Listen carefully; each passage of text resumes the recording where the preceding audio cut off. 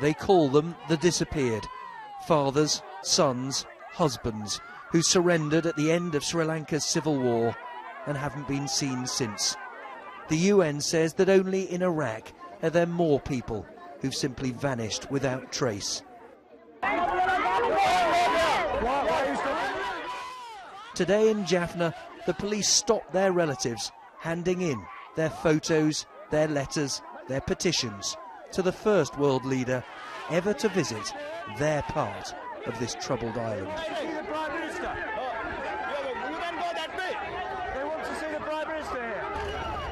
But David Cameron couldn't see them.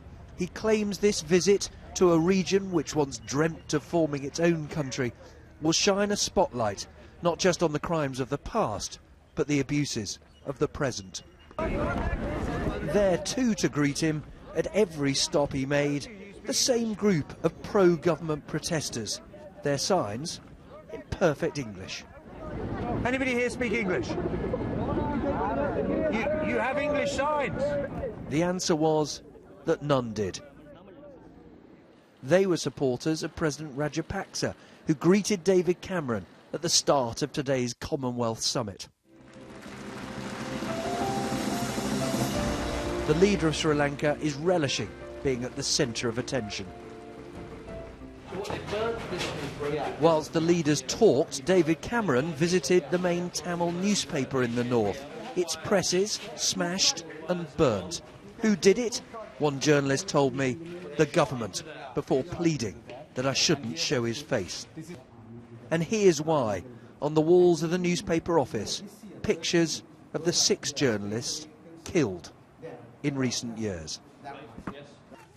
Everywhere we went, a reminder of how President Rajapaksa exerts control.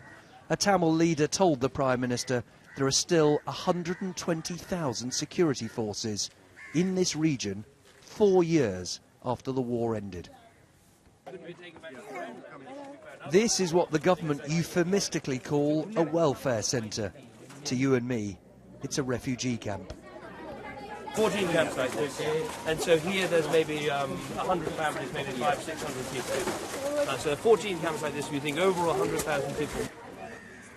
Now a quarter of a century of war is over. It is time, he says, for reconciliation.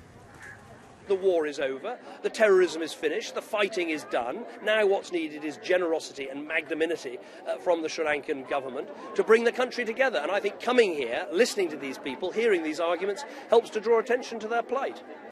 He took that message to a meeting with the President. It was described as tough and frank. No wonder. Look at the Prime Minister's face at the end. It suggested little had been achieved.